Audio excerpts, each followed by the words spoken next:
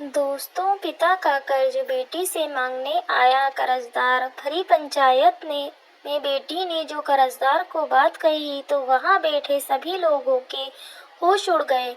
गांव का नाम अमरापुर था, जो राजस्थान के धूल भरे इलाकों में बसा हुआ था। यहाँ की मिट्टी पथरीली थी और खेती बाड़ी करना यहाँ के लोगों के लिए किसी चुनौती से कम नहीं था। इस छोटे से गांव में लगभग 250 परिवार रहते थे और सभी एक दूसरे से जानकारी वाले थे। गांव की आमदनी मुख्य रूप से खेती-बाड़ी पर आधारित थी, लेकिन ज्यादातर किसान गरीबी में ही जी रहे थे। कर्जा देने वाले लोग इस स्थिति का लाभ उठाते थे। सरिता के पिता मदन लाल भी उन गरीब किसानों में से एक था। मदन लाल एक ईमानदार और मेहनती इंसान था। वह अपने छोटे से परिवार के लिए हमेशा संघर्ष करता रहता था। परिवार में उनकी पत्नी सुनीता और एक बेटी सरिता थी। सुनीता एक सीधी महिला थी, जो घर के कामों में लगी रहती थी। उनकी बेटी उनकी इकलौती संतान थी और उसकी उम्र करीब 17 साल की थी। गांव की बाकी लड़कियों की तरह सरिता भी गांव के स्कूल में कुछ साल पढ़ने के बाद घर के कामों में हाथ बटाने लगी थी। मदन लाल का सपना था कि वह अपनी बेटी की शादी अच्छे से घर में करे, लेकिन गांव की आर्थिक स्थिति और कर्जदारों के कर्जे ने उनके इस सपने को कठिन बना दिया था।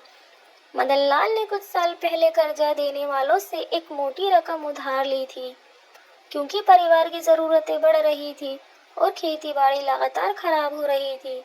वह जानता था कि यह कर्ज उसे जीवन भर बोझ की तरह ढोना पड़ेगा, लेकिन परिवार के लिए उसे यह कदम उठाना ही पड़ा।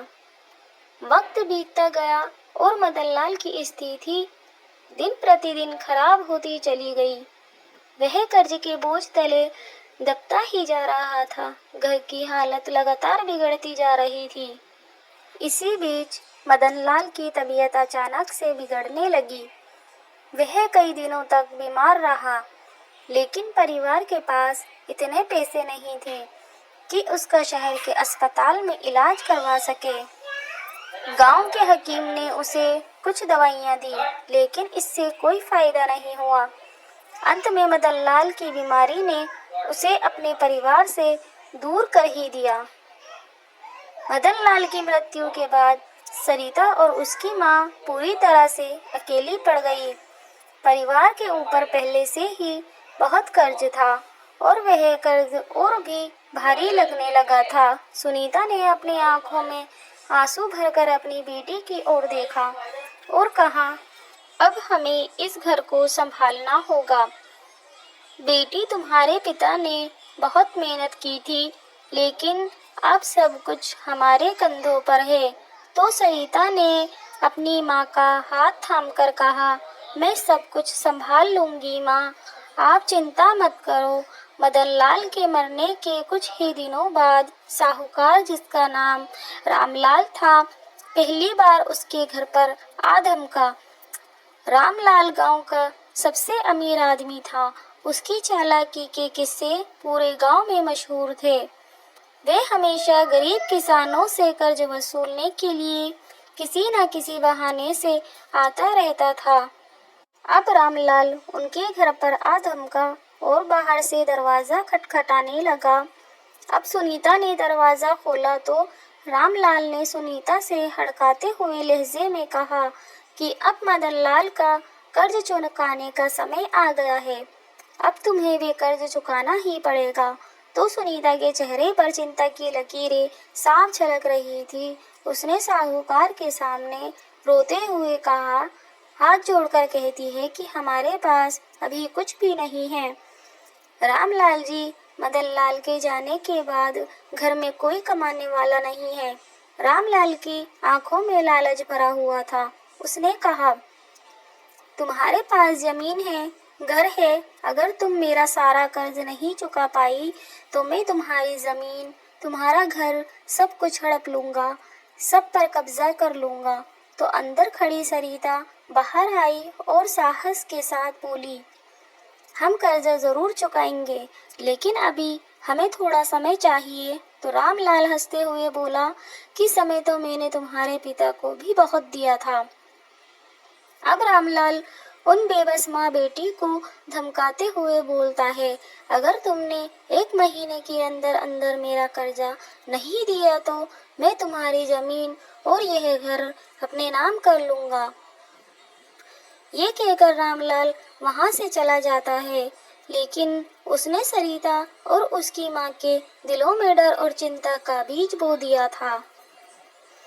अब दोनों माँ और बेटी डरती है और घबराती हुई गांव के बुजुर्गों से मदद मांगती है।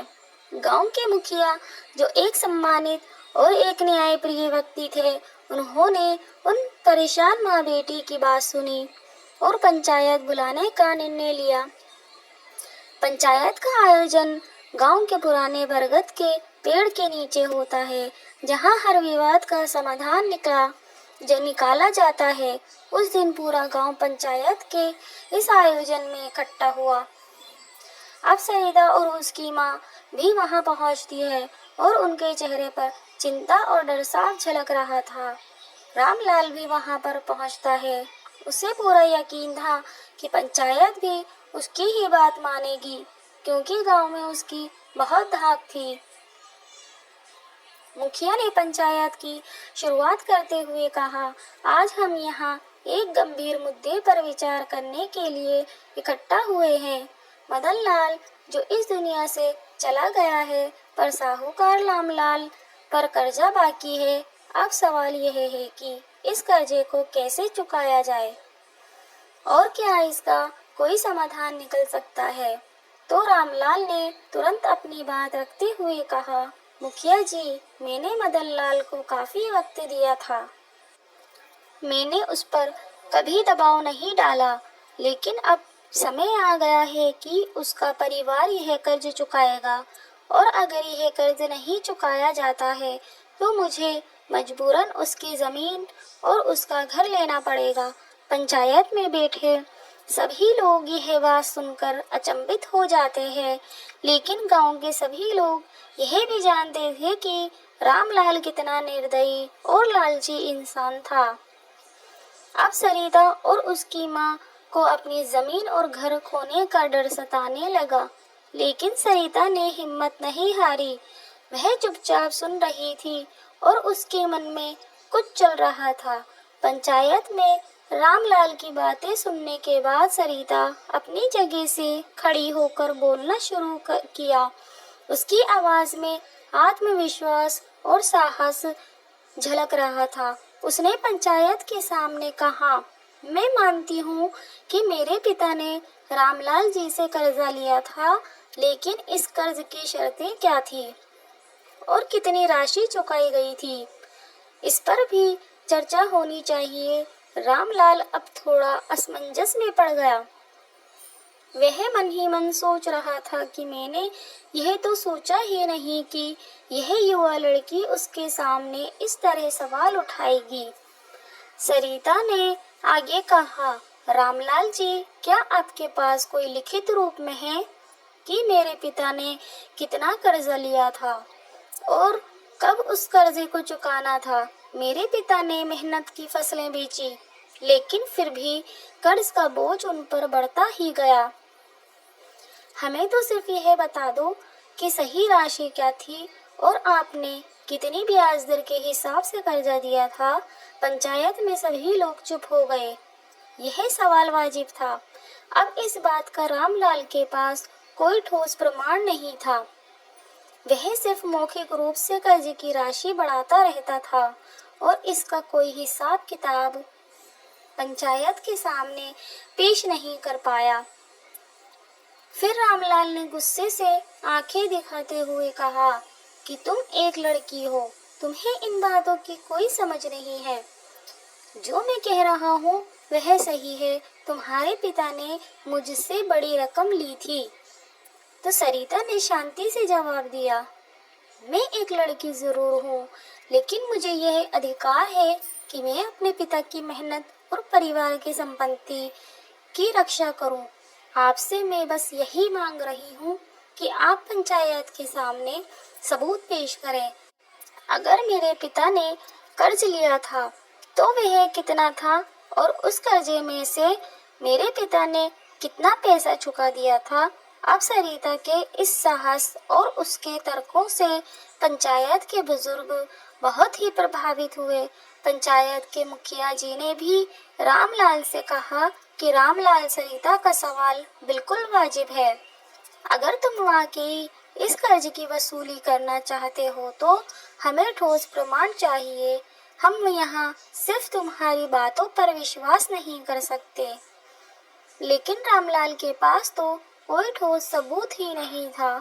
उसने गांव में अपने प्रभाव का इस्तेमाल कर लोगों को हमेशा डराया था, लेकिन इस बार उसकी चालाकी काम नहीं आई। सरिता की सच्चाई और साहस के सामने रामलाल की चालबाजी बेनकाब हो गई।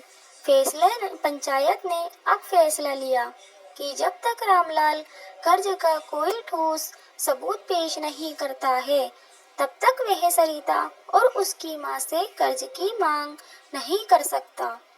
इसके अलावा पंचायत ने यह भी निर्णय लिया कि रामलाल को गांव के दूसरे गरीब किसानों से भी कर्ज के नाम पर किए गए अत्याचारों का भी हिसाब देना होगा। रामलाल, जो अब तक खुद को अजय समझता था, पंचायत के इस फैसले से बुरी तरह हिल गया। अब उसे समझ आ गया कि गांव की एक साधारण सी लड़की ने उसकी सच्चाई सबके सामने लाकर रख दी है। पंचायत के फैसले के बाद सरिता और उसकी मां ने राहत की सांस ली।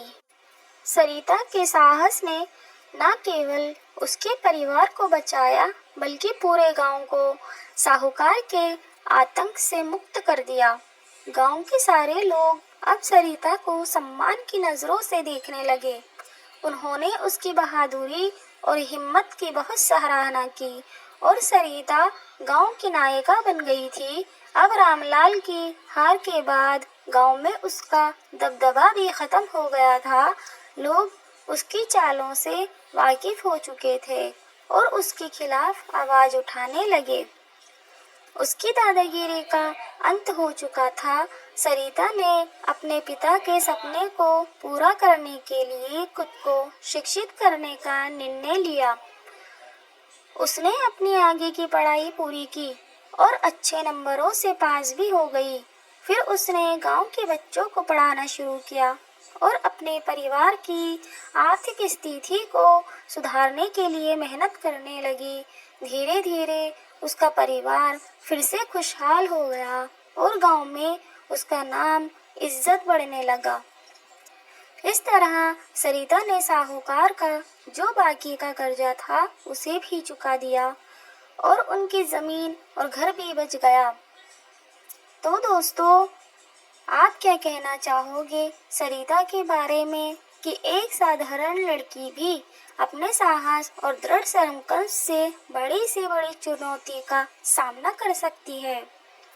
अगर आपको हमारी यह कहानी पसंद आई हो तो प्लीज़ हमारी वीडियो को लाइक करें और चैनल को सब्सक्राइब करें। धन्यवाद।